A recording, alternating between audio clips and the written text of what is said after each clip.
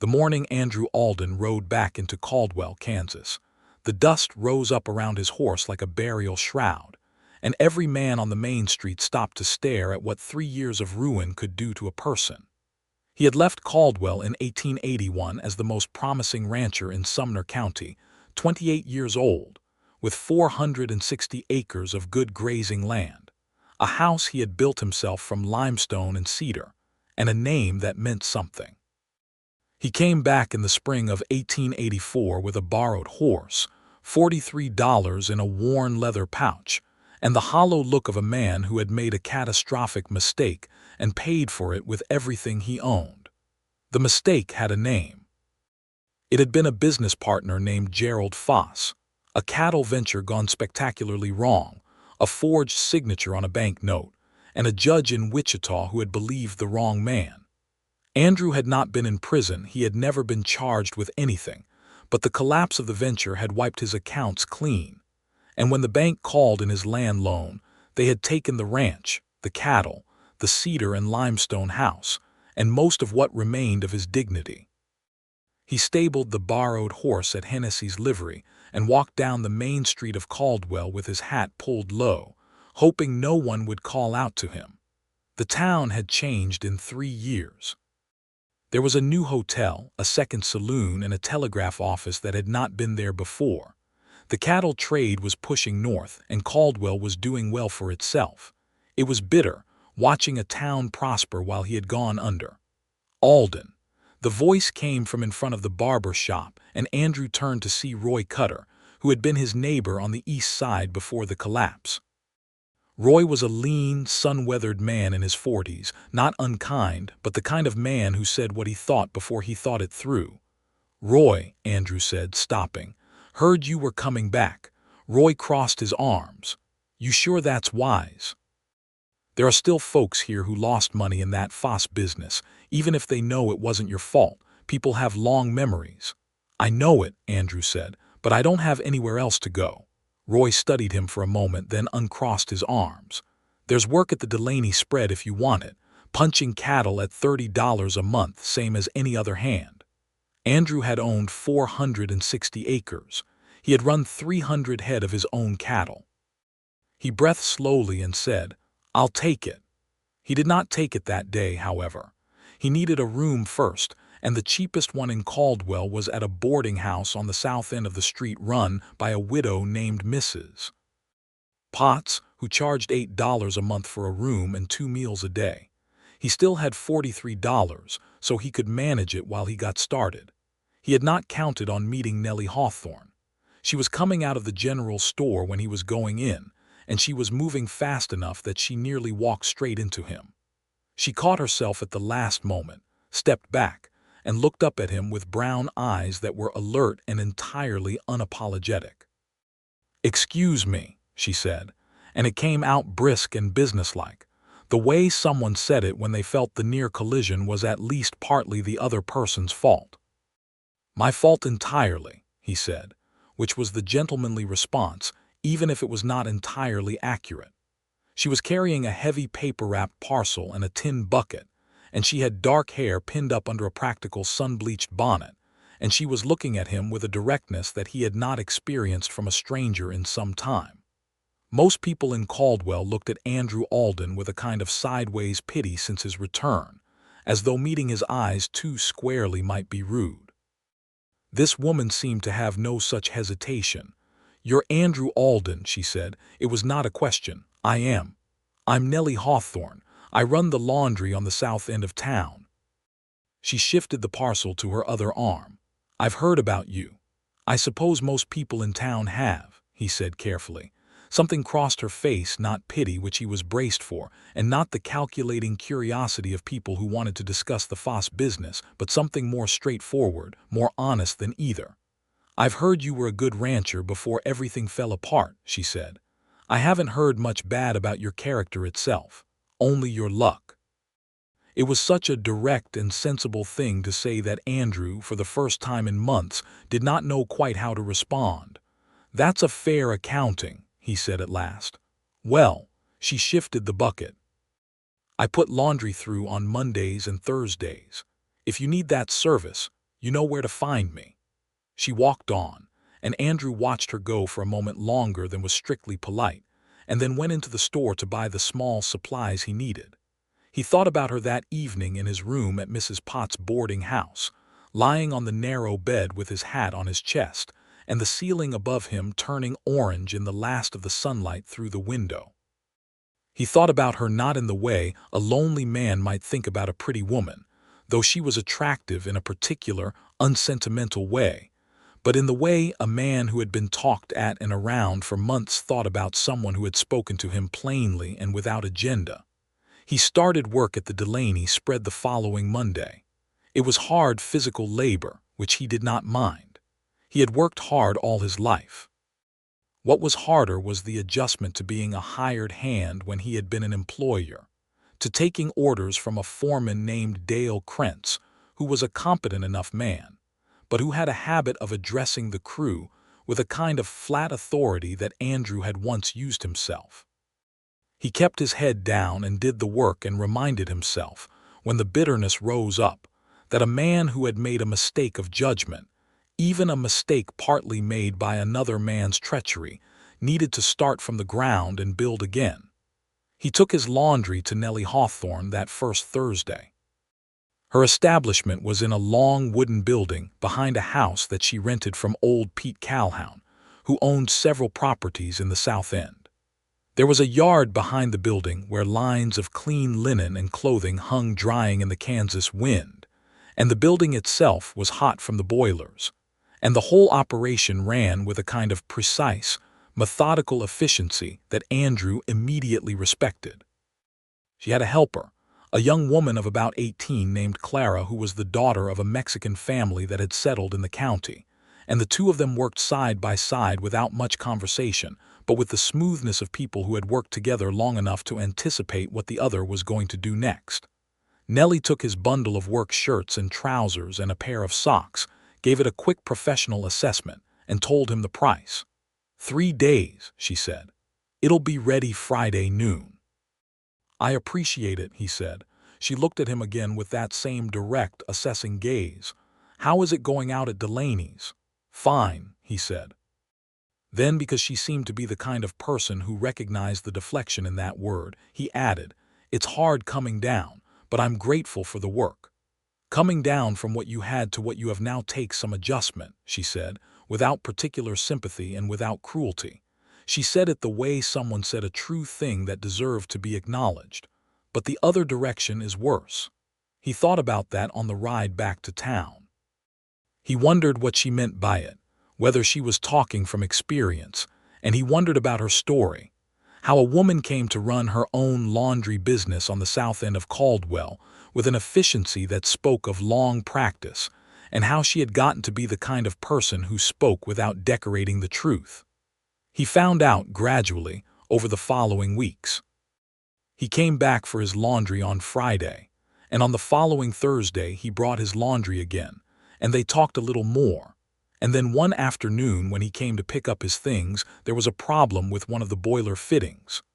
A pipe had worked itself loose from the fitting, and she was trying to hold it in place while Clara tried to tighten the collar from the other side, and Andrew had set down his bundle and fixed it in about 5 minutes. It was a simple mechanical problem, not unlike the kind he had dealt with constantly on a working ranch. "Thank you," she said, and for the first time she looked at him with something other than that cool, level assessment. There was something warmer in it, though she pulled it back quickly. "What do I owe you?" "Nothing," he said. "Consider it against my laundry account." "Your laundry account is already settled," she said. "You paid in advance." "Then consider it a neighborly gesture." She studied him for a moment, and then she said, "All right. Thank you, Andrew." It was the first time she had used his given name, and he noticed it the way you notice when the temperature changes, something subtle that shifts the quality of the air. Over the following weeks, the conversations grew longer. He learned that she was 25 years old, born in Missouri to a father who had been a school teacher and a mother who had been, by all accounts, a formidably capable woman. Her father had died of pneumonia when she was 16, and her mother had died 2 years later, and Nellie had come west with a cousin's family at the age of 19, intending to settle in Dodge City. The cousin's family had continued west and Nellie had stayed in Kansas, finding work first as a seamstress and then discovering that laundry was a more reliable and more scalable enterprise. She had been in Caldwell for 3 years. She had been married briefly to a man named Thomas Hawthorne, who had been a freight driver. He had been a kind man, she said, and she said it simply, without excessive sadness, which told Andrew that she had done her grieving already. Thomas Hawthorne had died of a fever in the winter of 1882, 18 months after their wedding. She had kept his name because it was the name people in Caldwell knew her by, and because she had been fond of him. Andrew listened to all of this over several conversations, across the span of a month and a half, and he did not rush any of it. He had the instinct, even through his own hollowness, that Nellie Hawthorne was not a woman you rushed. She told him things because she decided to tell them, not because he pressed her. In return, he told her about Gerald Foss and the cattle venture and the forged bank note and the judge in Wichita. He told it plainly, without embellishment or self-pity, and when he finished, she sat for a moment on the bench outside her laundry door with her hands in her lap. "You trusted someone you shouldn't have," she said. "Yes. That's not the same as being dishonest yourself. People conflate the two sometimes." "People confuse all kinds of things," she said. "That's their problem to sort out, not yours." He looked at her in the late afternoon light, the flat Kansas sun gilding the dust in the air and the yellow grass of the open land behind her property, and he thought that she was perhaps the most sensible person he had met in several years, and that sensibleness in a person, he was realizing, was a kind of beauty all its own. Roy Cutter found him one evening at the saloon. Andrew allowed himself one beer on Saturday evenings, a small and deliberate pleasure, and leaned on the bar with the manner of a man who was about to say something he had been saving up. "I've been seeing you going down to the Hawthorne laundry a good deal," Roy said. "She does my washing," Andrew said. "She does a lot of men's washing," Roy said. "They don't go down there to talk." Andrew turned his beer glass slowly on the bar. "What are you getting at, Roy?" Roy glanced sideways at him. "I'm getting at that she's a nice enough woman, but there's talk. There were some concerns about her when she first came to town. People said she'd attached herself to old Hawthorne when he had money saved up, and then he died rather quick, and she ended up with the stake to start her business." Andrew set down his glass. "That's a cruel story to tell about a woman who lost her husband." "I'm not saying I believe it," Roy said, holding up a hand. "I'm saying there's talk. And you are a man trying to rebuild your name in this town, and people are watching you. And if you start keeping company with someone who has a questionable reputation, it reflects on you." "Her reputation seems fine to me," Andrew said. "She's a widow who runs a business by herself and she talks to men plainly without dropping her eyes," Roy said. "That's enough for some folks." Andrew looked at him steadily. "Then some folks need to occupy themselves with their own business," he said, and he finished his beer and left. He walked home that night thinking about what Roy had said, not because it shook his opinion of Nellie, but because it made him angry in a way that surprised him. He had known plenty of petty small-town gossip in his life. He had weathered his own share of it after the Foss collapse, but the idea of Nellie Hawthorne, who worked harder than almost anyone he had seen, who had made something from nothing, who had survived loss and kept moving, being reduced to a suspicious story about an inheritance. It made something in his chest clench with a protective anger he had not felt in a long time.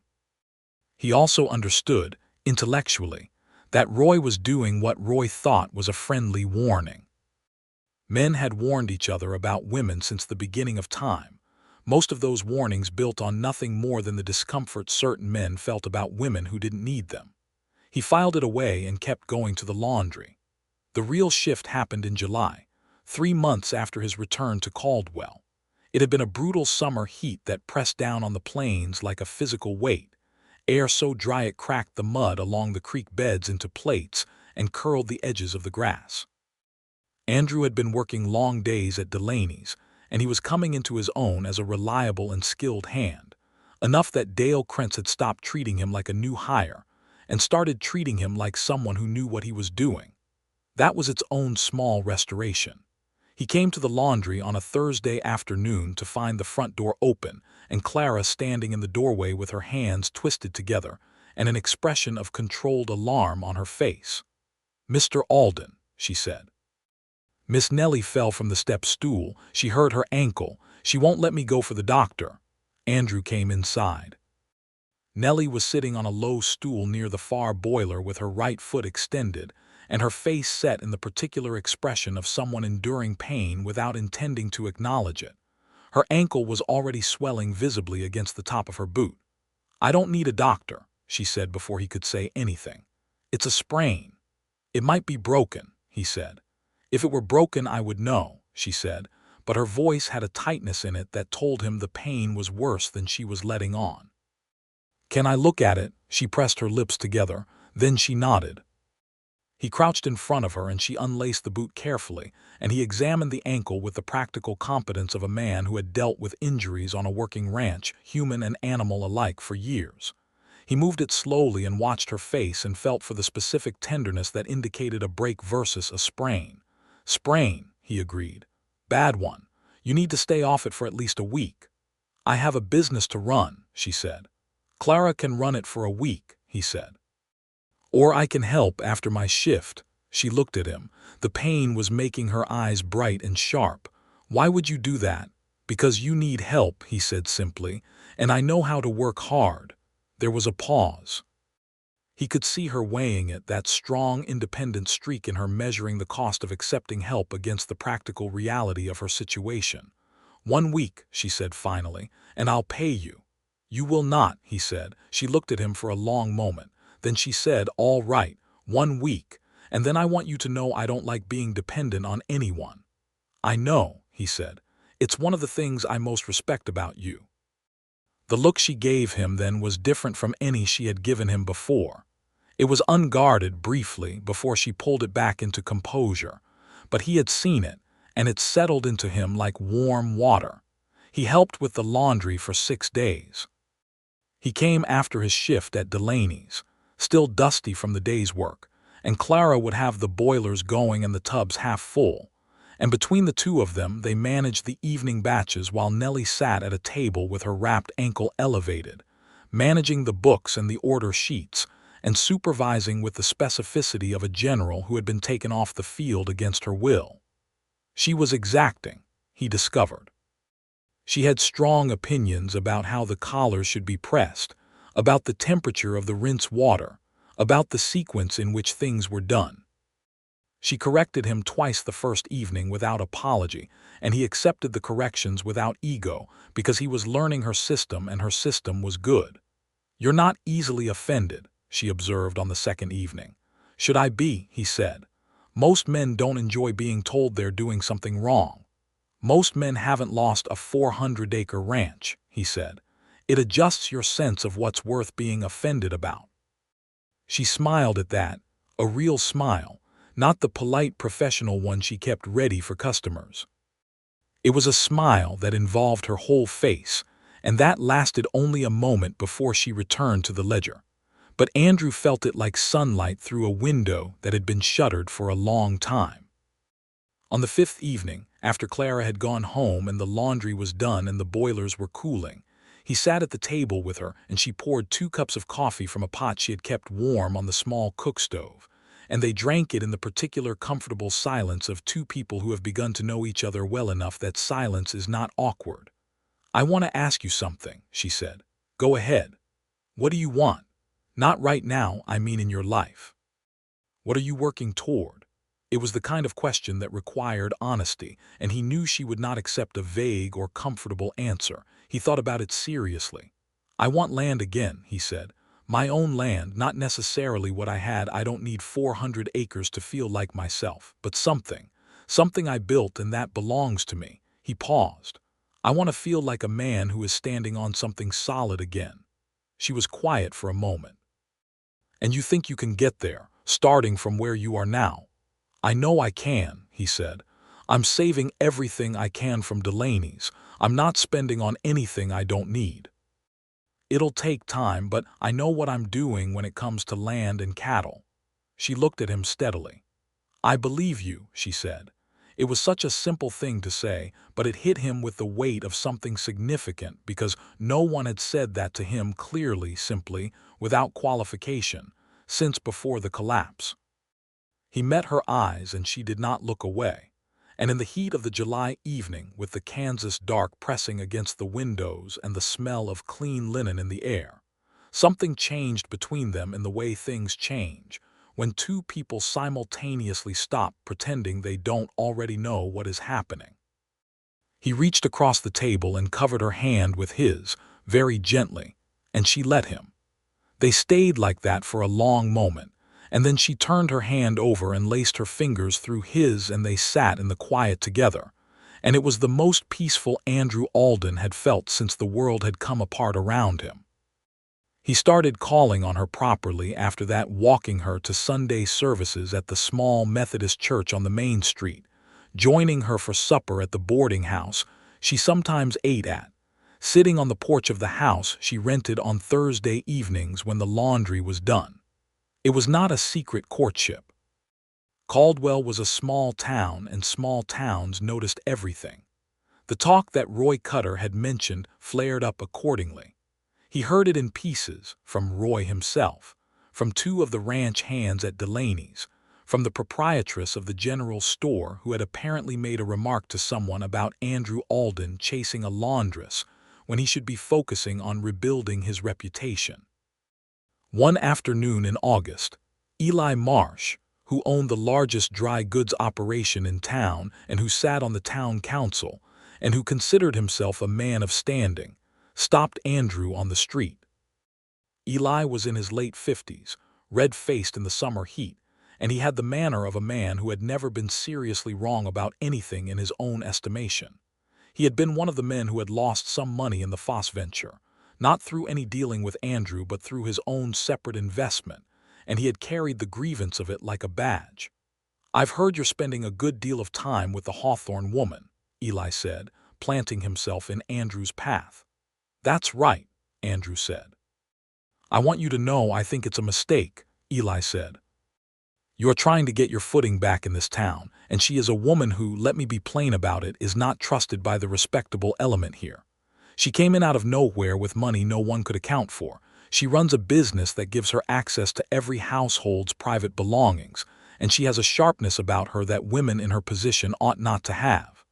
Andrew looked at him. He kept his voice level with some effort. When you say a woman in her position, what do you mean? Eli's chin went up. A widow without family, running a trade, without the support of a husband or father. You're describing a capable, self-sufficient woman, Andrew said.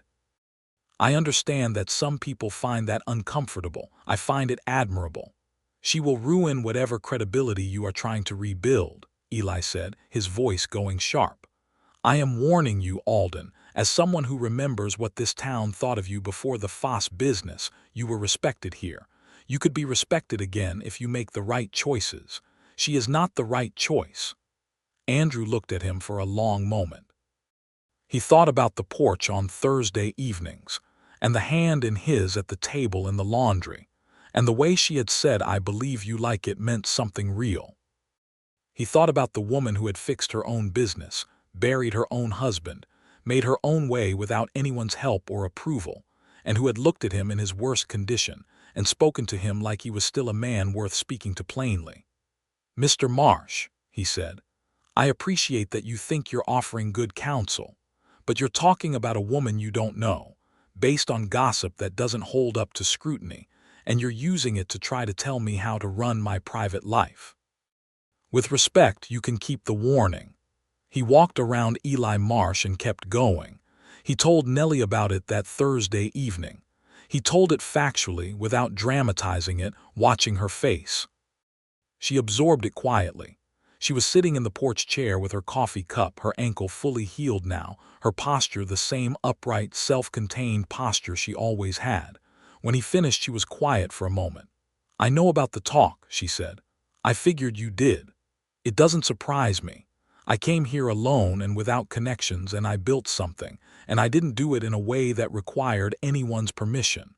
People read that kind of independence as suspicious. She turned her coffee cup slowly in her hands. When Thomas died, there was no one to contest the will. He had made everything very clear. He wanted me provided for. That's where the money came from. I have the documents, but I've never felt the need to show them to people who have decided to think the worst. You shouldn't have to, Andrew said. No, she agreed, but I need you to know the truth of it, not because of what Eli Marsh thinks, but because I want you to know. I already knew, he said. I didn't need Marsh to tell me anything. I've been watching you for 4 months, Nellie. I know what I see. She looked at him. The evening light was doing something extraordinary to her face, and she looked both younger and more certain than he had ever seen her look. "And what do you see?" she asked, and her voice was quieter than usual. "A woman who is better than this town deserves," he said, and then, because it was true and because he was done keeping it to himself, "and a woman I am fairly certain I am falling in love with." She set down the coffee cup. She stood up from the chair, and she crossed the porch, and she stood in front of him, and she took his face in both her hands the way someone handles something precious, and examined him for a long moment. And then she kissed him with the same directness she applied to everything else, without hesitation and without apology. He kissed her back and put his hands at her waist and pulled her close, and the Kansas stars were beginning to appear in the indigo sky above the flat land, and he felt the ground under his feet differently, felt it solid in a way it had not been for 3 long years. "I know you're falling in love with me," she said against his cheek. "I've been watching you too." He laughed, and it surprised him, because he had not laughed easily in a long time, and she leaned back to look at his face when he laughed, and she smiled the full smile again, the real one.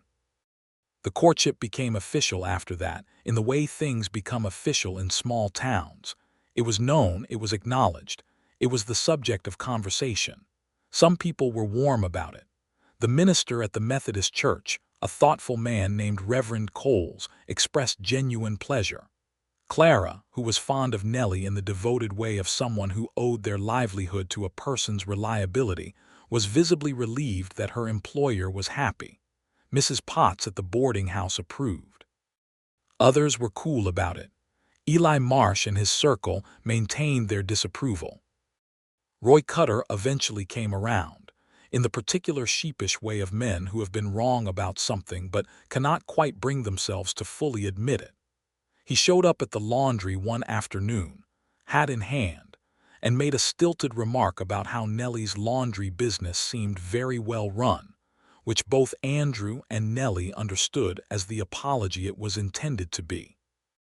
September brought the cattle drives through, the long dusty columns of longhorns moving north on the Kisham Trail with their accompanying noise and smell and chaos, and Caldwell bloomed into the particular lawless vitality of a cattle town at peak season. Andrew watched the drives with a complicated feeling, the knowledge of the industry that was still in him, the instinct for the land and the animals that 3 years of loss had not taken away, the awareness that everything he understood about cattle ranching was still there, waiting. He had been saving diligently.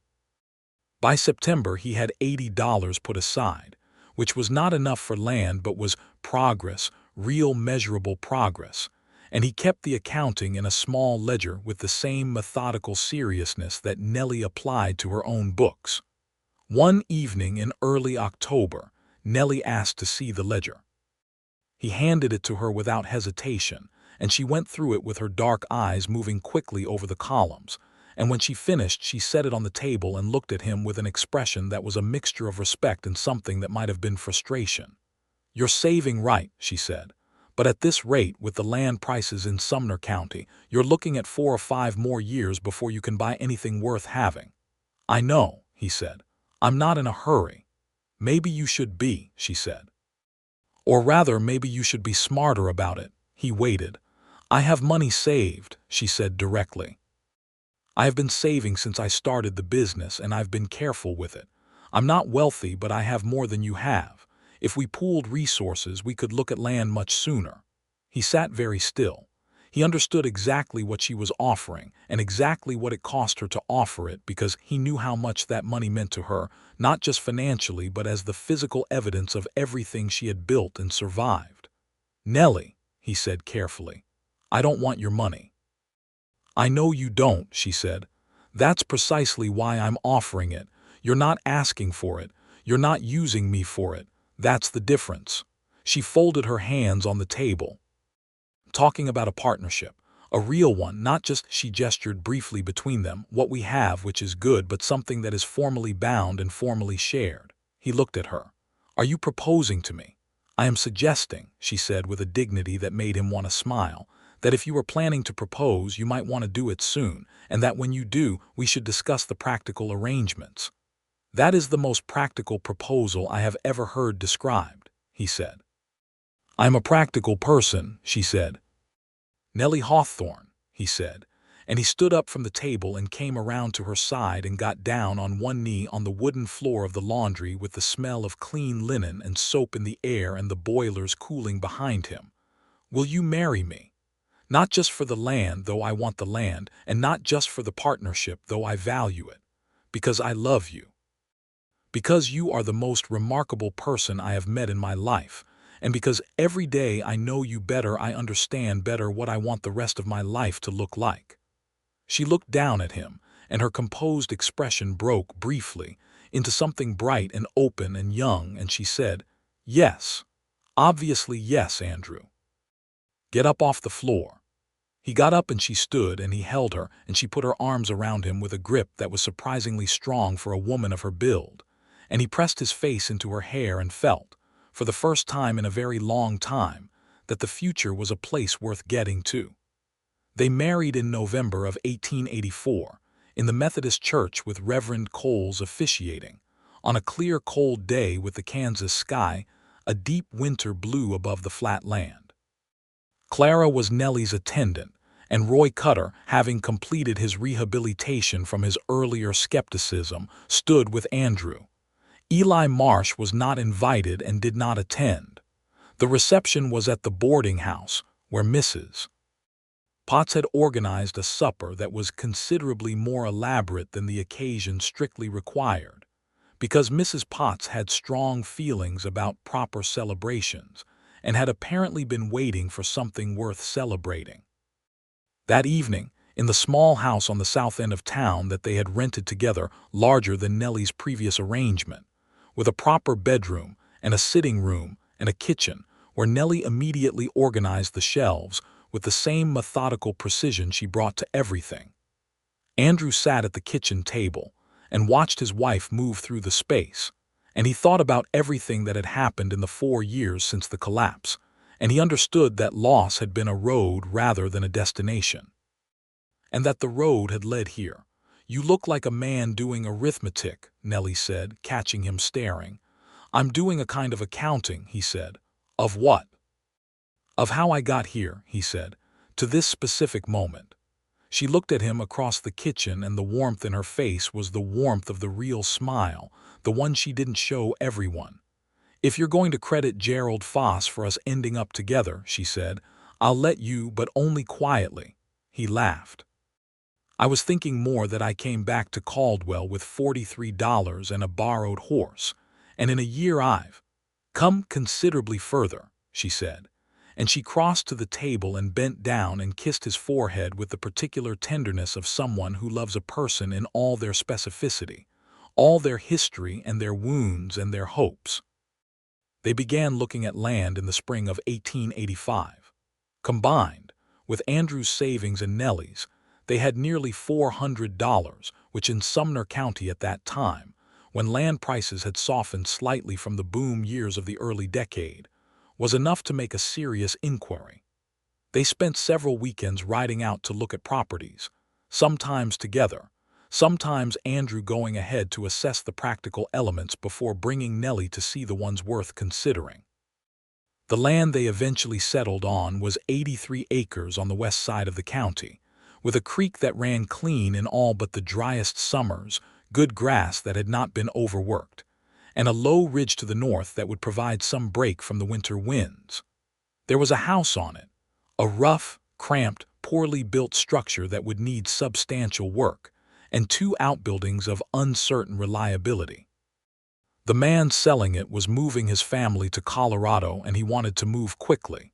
And in May of 1885, Andrew and Nellie Alden signed the papers for 83 acres of Sumner County, Kansas, and it was theirs. Standing in the yard of the rough house on the first day they owned it, with the Kansas afternoon wind moving through the new grass and the smell of the creek coming up from the lower field, Andrew stood very still for a long moment. Nellie stood beside him. She did not say anything. She understood, he thought, exactly what this moment was for him, the size of it, the weight of it, and she gave him the space to feel it without rushing him through. "It needs a lot of work," he said finally. "Everything worth having does," she said. He looked at the rough house, at the sagging outbuildings, at the acres of good grass running away to the ridge, and he said, "I'm going to build this into something." "We are," she said. "We are," he agreed. The first year on the land was the hardest physical year of Andrew's life, and he had hard physical years before.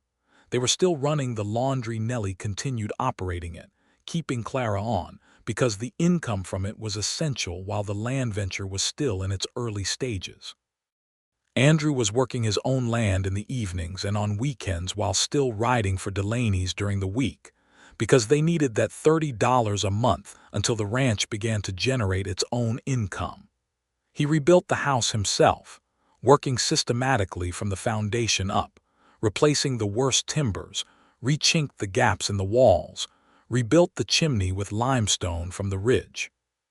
He worked with the unhurried determination of a man who understood construction and was not in a competition with anyone. Nellie helped on weekends, and she was a better carpenter than she had any reason to be, having learned some of it from her father in Missouri and the rest from sheer necessity. By the fall of 1885, the house was solid. It was not large, but it was well built, and it was warm, and it was theirs. They bought their first small cattle herd in the spring of 1886, 12 head, carefully selected. Andrew knew cattle the way he knew his own hands, and he took his time choosing animals that were sound and healthy, negotiating patiently, spending nothing he did not have to spend. 12 head was a beginning, not a statement, but it was a beginning. They also, in the spring of 1886, discovered that Nellie was expecting a child. She told him on a Tuesday evening in March, sitting at the kitchen table with her account books open in front of her, with the same directness she brought to all significant information. "I'm expecting," she said. "I think October." He sat across from her, and he felt the information move through him like something tectonic, a shift in the ground that was so fundamental it took a moment to integrate.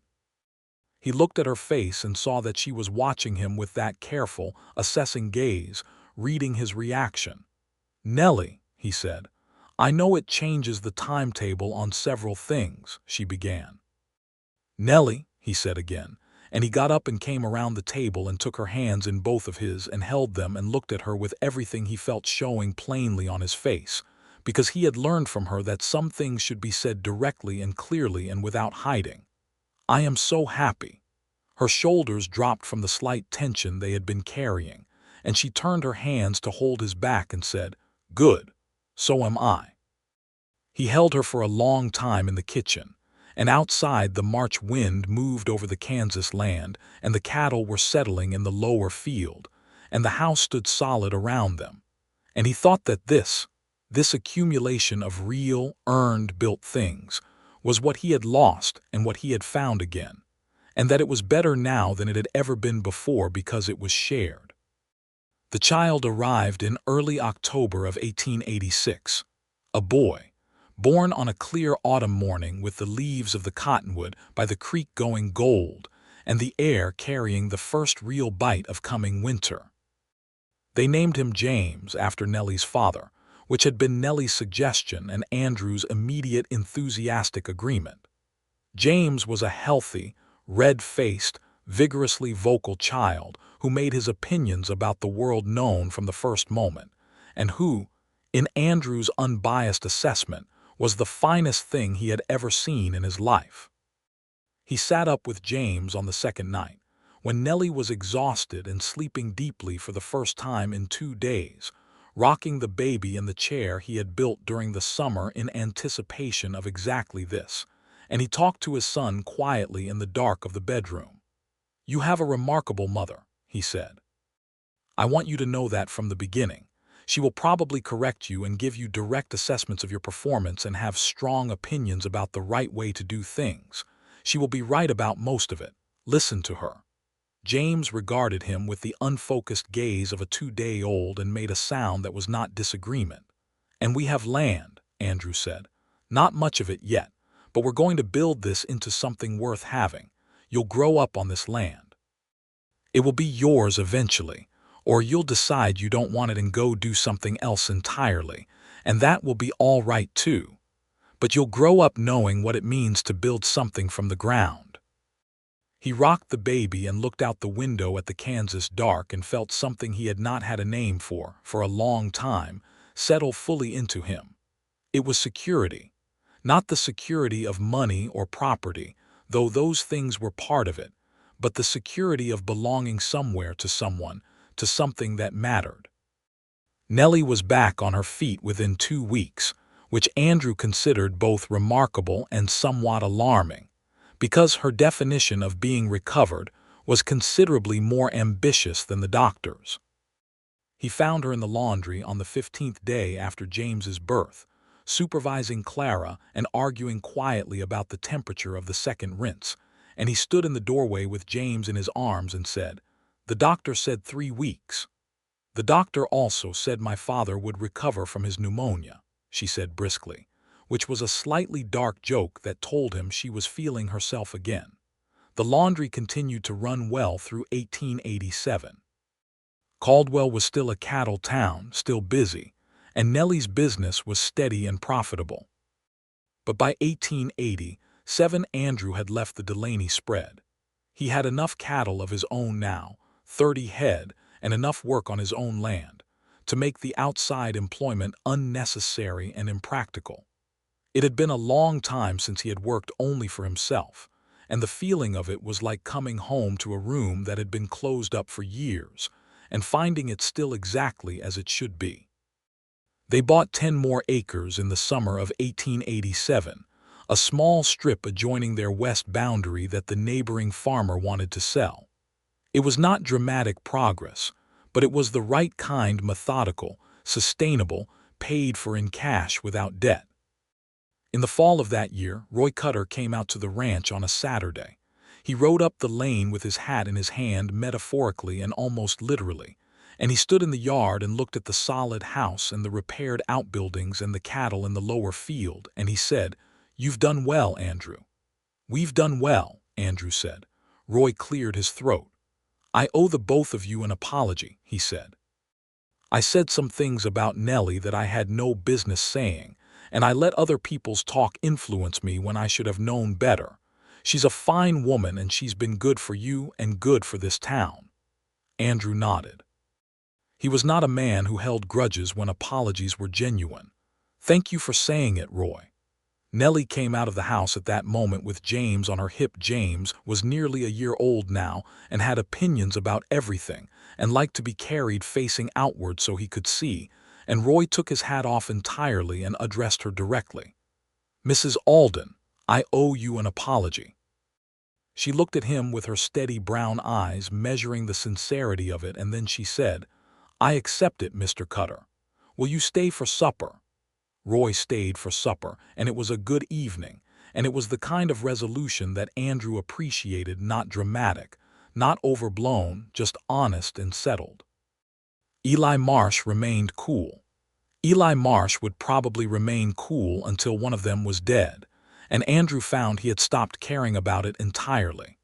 There were people in Caldwell who respected the Aldens and people who didn't, and the ratio was shifting in the direction Andrew preferred, and Eli Marsh's opinion was increasingly irrelevant to his daily life.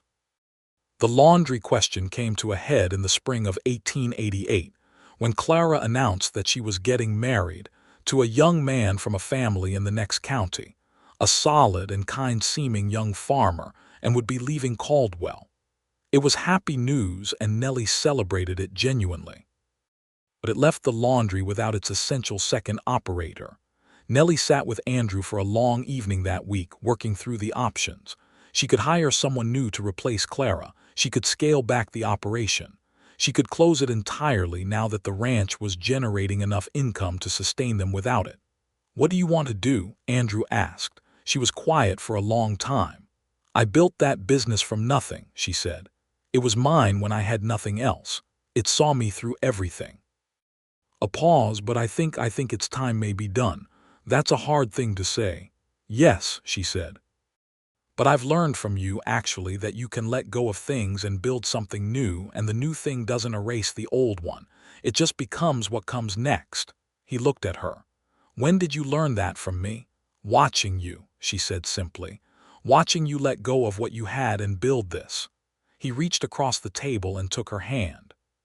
She closed the laundry in June of 1888, after helping Clara leave with good wages and good references, and a practical letter of employment history that Nellie wrote in her neat, precise hand. It was not a sad occasion, exactly. It was a closing of something that had been good and was now complete. With Nellie's full attention on the ranch, and her extraordinary capacity for organization and account management turned on the cattle operation, things accelerated. She found inefficiencies in Andrew's purchasing process that he would not have found on his own. She established a system for tracking the cattle's condition and grazing rotation that was more methodical than anything he had used before. She had a natural head for the business of ranching that complemented his practical field knowledge in a way that made the whole operation greater than the sum of its parts. By the end of 1888, they had 45 head of cattle, 93 acres, and a bank account that held more than Andrew had held at any point before the collapse. It was not yet what he had lost, not 460 acres, not 300 head, but it was real, and it was solvent, and it was growing in the right direction. And it was built correctly this time.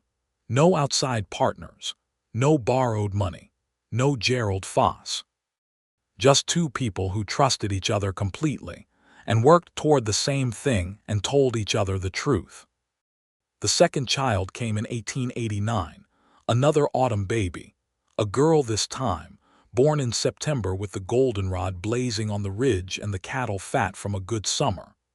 They named her Charlotte, and she had Nellie's dark hair and Andrew's gray eyes, and an expression in her earliest weeks that suggested she would have opinions about everything, which Andrew told Nellie seemed like a familiar pattern. "She will be formidable," Nellie said, looking at her daughter with the particular combination of satisfaction and concern of a mother who recognizes herself in her child. "She'll be magnificent," Andrew said. James, now nearly 3, regarded his new sister with the cautious diplomacy of a small child who has been told repeatedly that this is a good thing and is reserving judgment. The ranch grew through 1889 and 1890 in the steady, undramatic way of things that are properly built. They bought another 20 acres in the spring of 1890, a parcel to the south that included some excellent bottomland along the creek, and Andrew began to think seriously about infrastructure improvements. He wanted to sink a proper well rather than relying on the creek, and he wanted to build a new barn, the existing one being of the category of structures that had survived past their natural lifespan on stubbornness alone. He dug the well in the summer of 1890, with help from a neighbor named Hector Vargas, who had come north from Texas with the cattle trade, and had settled in Sumner County with his family on a small parcel east of the Alden land. Hector was a quiet, reliable man who was a skilled hand with tools, and who had been one of the first people in the county to receive Andrew and Nellie, without any of the old money suspicion that some of the longer-established families carried. Nellie and Hector's wife, Maria, had developed a friendship that was the most genuinely warm relationship Nellie had in Caldwell, based on the particular mutual respect of two capable women who had both built something from not much, and who did not need to perform at each other.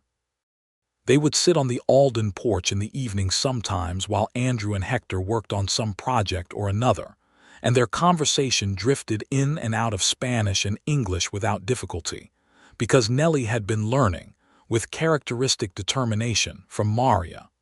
The well came in clean and good at 32 feet, which was better than they had hoped. The barn Andrew built in the fall of 1890 was a proper structured timber frame, good boards, a hay loft that would hold what they needed, stalls for the horses along the south wall. He built it with help from Andrew, Hector, Roy Cutter, who had become a genuine friend again, and two of the younger ranch hands from the Delaney spread who came on their days off for the cash Andrew paid and the excellent meals that Nellie provided, because she had the theory that men worked better on good food, and she was empirically correct.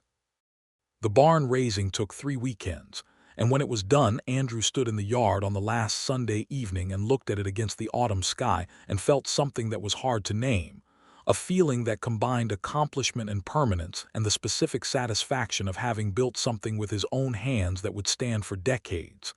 Nellie came to stand beside him. "I want to tell you something," he said.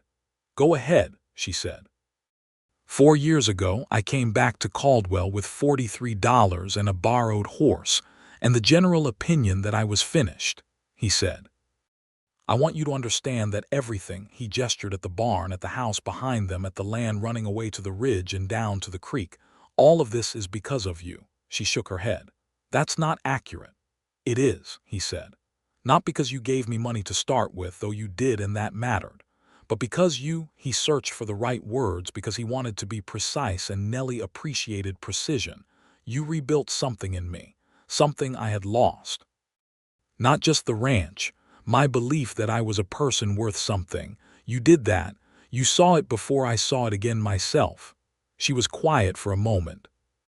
In the golden autumn light, she looked beautiful in a way that had nothing to do with prettiness and everything to do with the depth of who she was, the years of work and loss and rebuilding visible in her face, alongside the contentment that had come since, and the love that had been there from almost the beginning. "You never stopped being worth something," she said. "You just needed someone to stop talking around you and start talking to you." He put his arm around her and she leaned into him, which was not her usual posture. She normally stood upright and self-contained, and the leaning was itself a measure of how far they had come, the way she had let herself be held and held him back and stopped keeping the distance that self-sufficiency sometimes builds like a wall. They watched the barn in the evening light together, and from inside the house they could hear James's voice asking Charlotte something in the determined way of a 4-year-old with a question, and Charlotte's reply, which was still mostly syllables but delivered with great conviction, and Andrew's heart was so full it almost frightened him. In 1891, something happened that had not happened in a long time. Gerald Foss came back to Kansas. Andrew heard about it from Roy Cutter in March. Foss had apparently resurfaced in Wichita, working some kind of land scheme, and his name had come up in a legal proceeding, and the Wichita papers had printed a small item about it that mentioned the old Sumner County cattle venture. Andrew absorbed this information quietly. He sat with it for a day, feeling the old anger move through him like weather, checking to see how much force it still had. He told Nellie that evening. She listened without interruption, and then she said, "What do you want to do about it?" "Nothing," he said. "There's nothing to do. The man who was hurt by Gerald Foss is not the man sitting at this table." She looked at him. "You're sure?" "I'm sure," he said. "He took what I had when I was a younger and more naive man. I've built better than what he took. I'm not going to let him have one more minute of my life." She held his gaze for a long moment, and then she nodded, and she reached across the table and put her hand on his arm. "Good," she said. "That's the right answer." He never looked into Foss further. Whatever became of the man in Wichita he did not learn, and he did not try to learn, because Nellie was right and he was right. The man that Foss had ruined no longer existed. A different man had been built in that place, And this man had a ranch and a family and a life that Foss's treachery had not reached and could not touch. The spring of 1892 brought difficult weather, a late frost that damaged the winter wheat that the neighbor to the north, old Jonas Bauer, had planted, and then a stretch of dry weeks in April and May that worried everyone with livestock. Andrew managed the cattle carefully, rotating them to the bottomland near the creek where the grass was still good, hauling water for the stock from the well when the creek dropped, making the methodical, practical decisions of a man who had been doing this long enough to stay calm in difficulty. It was a testing year, but not a breaking year. They came through it with all 48 head intact and the land in acceptable condition, and the harvest that fall was good. And Andrew looked at the ledger in December of 1892 and saw numbers that would have seemed impossibly distant to the man with $43 who had ridden into Caldwell 8 years earlier. They had 102 acres. They had 51 head of cattle. They had a solid house and a proper barn, and a well and outbuildings that did their jobs. They had 2 children who were healthy and clever and growing in ways that made both their parents proud and occasionally exasperated in the best way. James, 6 years old now, was beginning to learn the ranch following Andrew on his rounds, asking questions about the cattle with the relentless curiosity of a child who does not yet understand that adults have a limited capacity for answering the same question 17 times in slightly different forms.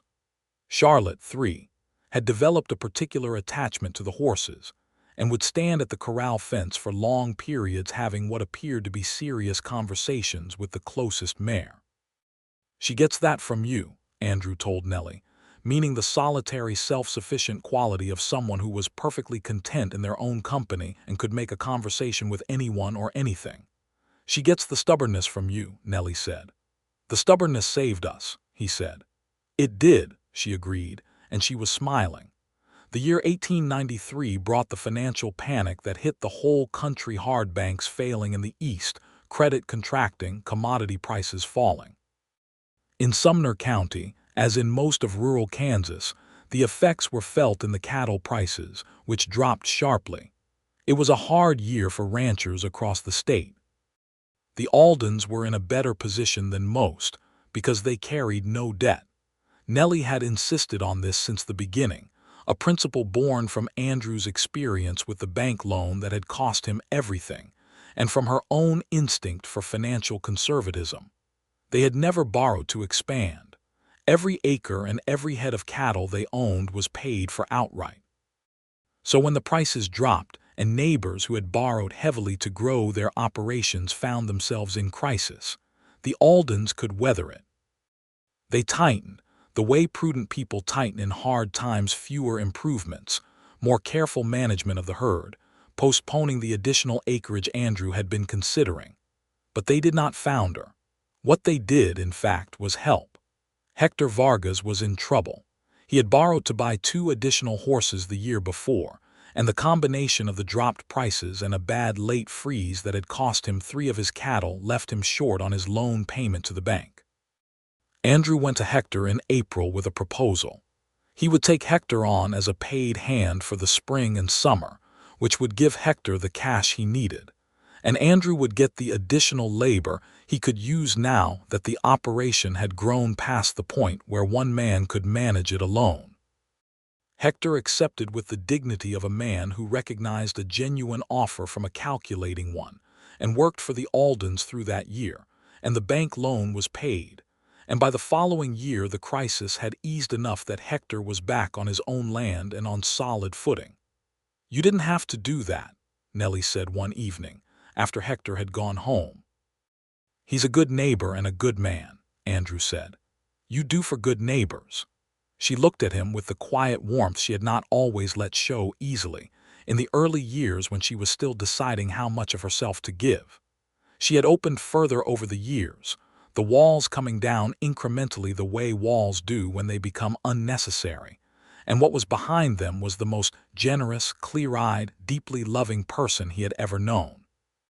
"The man who rode into Caldwell with $43 and a borrowed horse," she said, would not have had the resources to help anyone. "No," he said, "that man needed help himself. And he found it," she said. "I found you," he said. That was the whole of it. She crossed the kitchen to him, and he opened his arms and she came into them. And he held his wife in the kitchen of the house they had built together on the land they had bought together. And outside James was calling to Charlotte about something in the yard with the particular urgency of a 7-year-old with vital information. And the horses were moving in the corral, and the cottonwood by the creek was coming into its spring leaves. And the sky above the Kansas land was the deep clear blue that only appears in that country in the weeks before summer heat comes. In 1894, they bought another 30 acres, the parcel to the east that had been owned by an older farmer who was retiring to live with his daughter's family in Topeka. It brought them to 132 acres, and Andrew walked the full boundary of it one April morning, alone, moving through the new grass and the spring light, and the size of the thing he had built was clear to him in a way it sometimes was not when you were inside the day-to-day of it. He thought about what Eli Marsh had said that September day in 1884 on the main street of Caldwell. "She will ruin whatever credibility you are trying to rebuild." He thought about Roy Cutter at the saloon, warning him with the well-meaning inaccuracy of a man who didn't understand what he was looking at. He thought about all the other voices, direct and indirect, that had suggested Nellie Hawthorne was the wrong road. What they had seen was a widow without family connections, running a trade, sharp-tongued and independent. What they had failed to see was everything else: the intelligence, the practical genius, the reserves of courage and loyalty and love that became, for Andrew, the foundation on which everything else was built. She had not ruined him. She had rebuilt everything he had ever lost, and then she had helped him build things he had never had at all. He walked back to the house and found her at the kitchen table with the account books open, Charlotte on her lap reaching for the pen with the determination of a 5-year-old who has been told repeatedly not to touch things and has reached a philosophical position on the subject. "How does it look?" he said, meaning the land. "Beautiful," she said, meaning the accounts. Then she looked up and understood his question. "How did it look to you?" "Like ours," he said, "like something we made." She held his gaze across the kitchen for a moment, and then she smiled, the full, real smile, the one she had always given him but more freely now, less quickly pulled back. "Come look at the books," she said. "I want to talk about the cattle prices for the fall." He sat down beside her, and Charlotte immediately transferred her reach for the pen to his direction, and he let her hold it under supervision. And Nellie walked him through the figures with the focused seriousness she brought to all financial matters. And he listened and asked questions, and they worked through it together the way they worked through everything. And the afternoon light moved slowly across the floor of the kitchen, and the house was warm and alive around them. The winter of 1895 was the hardest weather they had seen on their land, a sequence of blizzards in January and February that were the worst in the county's recent memory, temperatures that dropped well below zero for days at a stretch, snow that drifted against the north side of the barn to the height of the eaves. Andrew and Hector, who had come to help when the first blizzard hit, worked around the clock during the worst of it, keeping the cattle sheltered and watered, breaking ice on the water troughs, moving the most vulnerable animals into the barn. They lost 4 head, 2 old cows and 2 younger animals that had been weaker going into the winter. It was painful, each loss assessed and mourned with the feeling of a farmer for an animal in his care, but it was a manageable loss. The rest of the herd came through. Nellie kept the house warm and fed both Andrew and Hector through the worst of it, and kept James and Charlotte calm and occupied inside during the days the cold was truly dangerous, which took a form of patient management that Andrew recognized as its own kind of demanding work. When the last blizzard passed and the temperatures lifted, and the sun came out on a February morning and turned the snow fields around the ranch into a blinding white expanse that was painful to look at directly, they all came outside and stood in the crisp air and breathed. James, who was 8 now, stood with his boots in the snow up to his knees and looked at the white land with an expression of pure wonder. Charlotte, nearly 6, immediately fell over trying to walk through a drift and came up laughing. Andrew looked at his family in the white world and felt something so strong he had no word for it. Not just love, though it was love, but something bigger, the accumulated weight of everything they had built and survived together. He caught Nellie's eye and she looked back at him, and she knew what he was feeling, he could tell, because she always knew, not by magic but by the accumulated years of paying attention to each other, of having become, as married people who love each other deeply become, fluent in the particular language of the other person. "We should check the south fence," she said, because that was the practical next thing that needed to happen. "We should," he agreed. They walked out into the white morning together.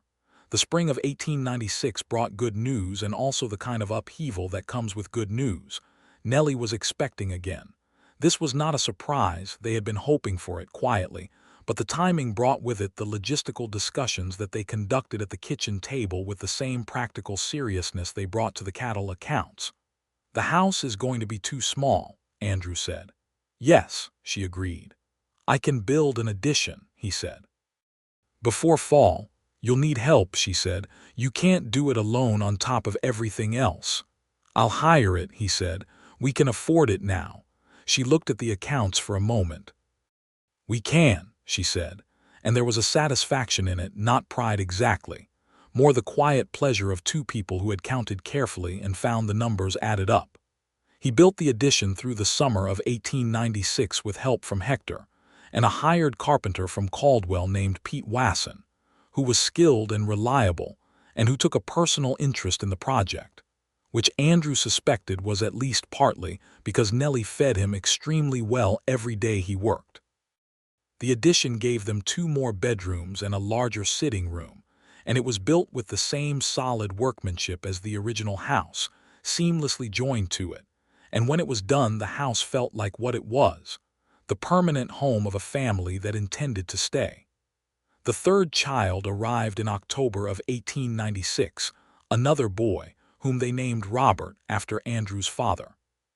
He was a big, healthy, loud baby who announced himself to the household without ambiguity, and James, 10 years old and deeply interested in the practical aspects of everything, asked Andrew approximately 47 questions about the process in the subsequent weeks that Andrew answered as honestly as was appropriate for a 10-year-old, which required some calibration. Charlotte, 7, took one look at Robert and declared him satisfactory, and thereafter monitored him with the methodical attentiveness of someone who has been assigned an important responsibility and is taking it seriously. The ranch by 1897 had become a real and substantial operation. They had 140 acres. They had 60 head of cattle.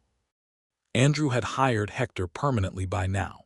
The arrangement had evolved naturally from the 1893 arrangement into a permanent employment, and Hector had moved his family's operation onto the Alden land in a small house that Andrew and Hector built together on the northeast corner of the property. A practical arrangement that suited everyone and that had the additional benefit of bringing Maria and Nellie into even closer proximity, which delighted both of them. Caldwell had changed since 1884. The cattle trade was shifting. The great drives of the 1870s and early 1880s were contracting, the railroad reaching further west, the longhorn giving way to improved breeds, the open range closing with fences. The town was adapting, becoming less a trail town and more a settled agricultural community. The characters of the cattle boom years were giving way to farmers and families. Eli Marsh's dry goods business had declined. His particular brand of pomposity had not aged as well as he had perhaps anticipated, and he had sold it and retired to a smaller house on the edge of town. Andrew encountered him occasionally and nodded civilly, and Eli nodded back, and the hostility had faded into the general indifference that time applies to old grievances. In the late fall of 1897, Andrew was riding the south boundary fence with James, who was now 11 and capable and had been riding with him on fence checks for 2 years, when James asked a question that stopped him. "Dad, was there a time when you didn't have anything?" Andrew looked at his son. James was on a good bay horse, sitting it well, with Nellie's dark hair and Andrew's frame and the particular alert expression of a child who asks questions because he genuinely wants to know the answers. "Yes," Andrew said. "When I was 28, 6 years before you were born, I lost everything I had. My land, my cattle, my money, everything." James was quiet, absorbing this. "How?" Andrew told him briefly and honestly. Gerald Foss, the venture, the forged note, the bank. He told it without self-pity and without excessive drama, the way you tell a child a true story about the world. "Were you scared?" James asked. "Yes," Andrew said. "What did you do?" "I came back to Caldwell," Andrew said. "I started over from the beginning, and I met your mother." James thought about this for a moment, walking his horse along the fence. Then he said, "Was Mom the most important part of it, getting everything back?" Andrew considered his son's question with the seriousness it deserved. "She was the most important part of everything," he said. "Not just getting it back, all of it." James nodded with the gravity of an 11-year-old processing a significant piece of information. "I thought so," he said. "She seems like she's the most important part of things generally." Andrew laughed, and it rang out across the Kansas land in the clear fall air, and he thought that his son was perhaps the most perceptive person in the county. The last years of the century were good years. The weather was reasonable, the cattle prices recovered, and the Alden ranch grew with the patient, steady accumulation of a well-managed operation. By 1900, they had 170 acres and 70 head, and James was helping with the operation in a real and substantive way. Not just the childhood apprenticeship of following his father's rounds, but genuine skilled labor that Andrew valued and paid for, because he believed in paying people for real work regardless of family relationship. Charlotte, at 11, had decided she wanted to be a teacher, which she announced at the dinner table one evening with the particular finality of someone who has made a decision and is informing the interested parties. Both Andrew and Nellie received this information with the support of parents who understand that their children are going to be their own people, with Nellie noting practically that there was a good normal school in Emporia that Charlotte could attend in a few years. Robert, at 4, was the kind of child who required supervision at an almost forensic level due to his combination of physical capability and limitless curiosity about what would happen if certain things were put in other things, taken apart or climbed.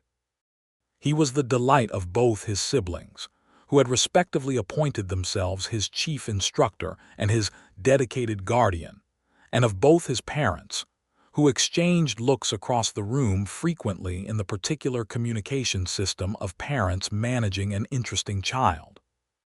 On the evening of New Year's Day, 1901, Andrew and Nellie sat on the porch of the house, wrapped in their coats in the cold January dark, with the Kansas sky enormous and brilliant above the flat land, and the first year of the new century begun around them. The children were inside. James was reading, Charlotte was probably also reading, and Robert was either sleeping or engaged in some investigation that would become apparent in the morning. The house was warm behind them, the land was quiet around them, and the winter stars were the particular bright, cold stars of the prairie sky. "Tell me what you're thinking," Nellie said. She was sitting close to him, their shoulders touching. "I'm thinking about 1884, he said.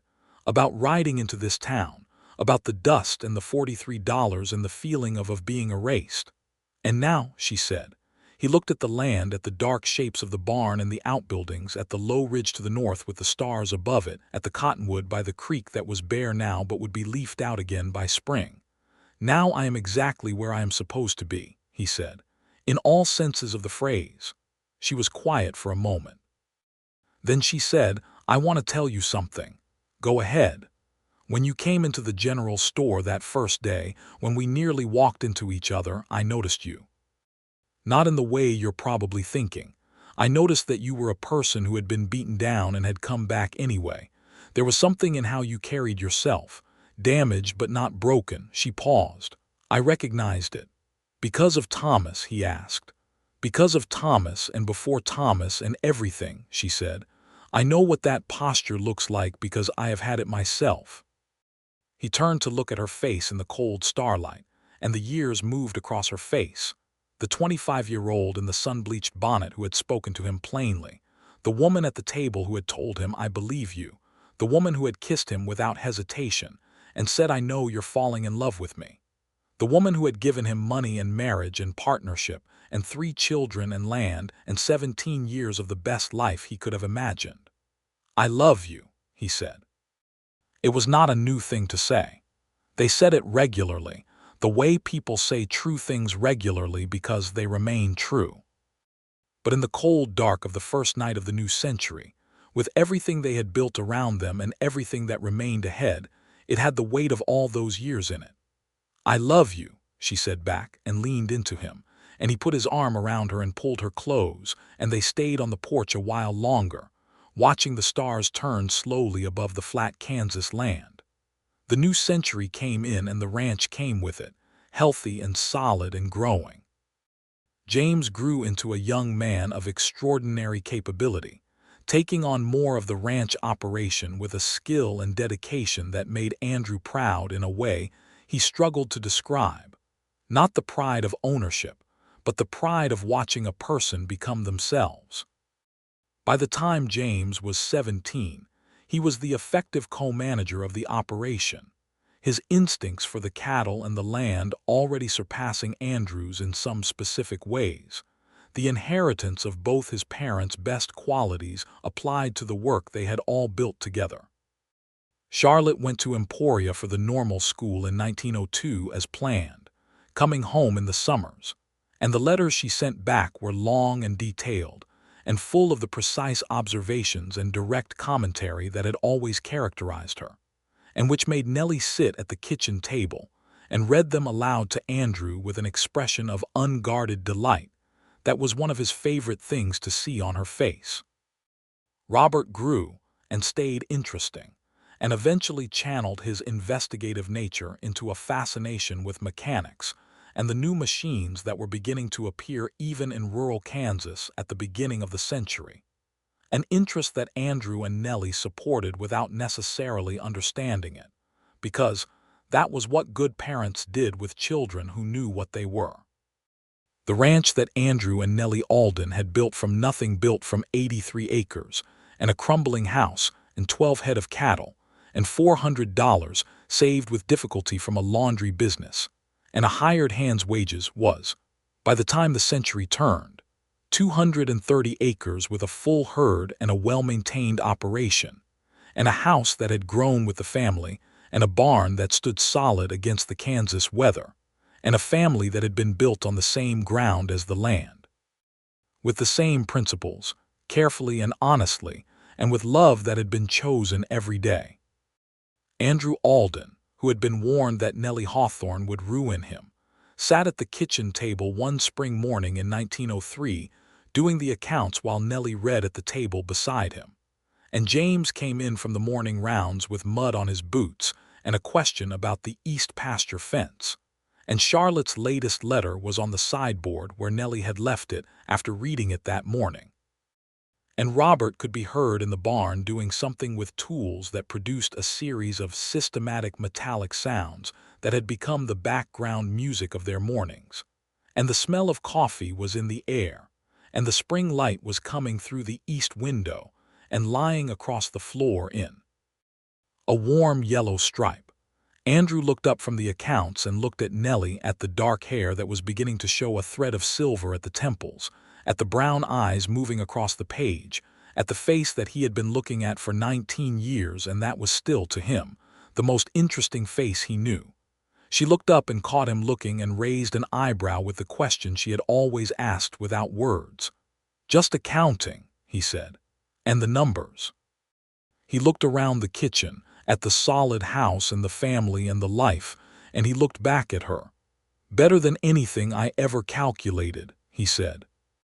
She held his gaze for a moment, and then she smiled, the real one, the full one, the one she had always given him and only him, the smile that was 17 years of mornings and hard winters and hard work and laughter and 3 children and 130 new acres and a life built stone by stone on the flat Kansas ground. "Good," she said. "Keep calculating." She went back to her book, and he went back to the accounts, and the spring light moved slowly across the floor of the house they had built, and outside the wide Kansas land ran away in all directions under the enormous sky, green with the new season, theirs.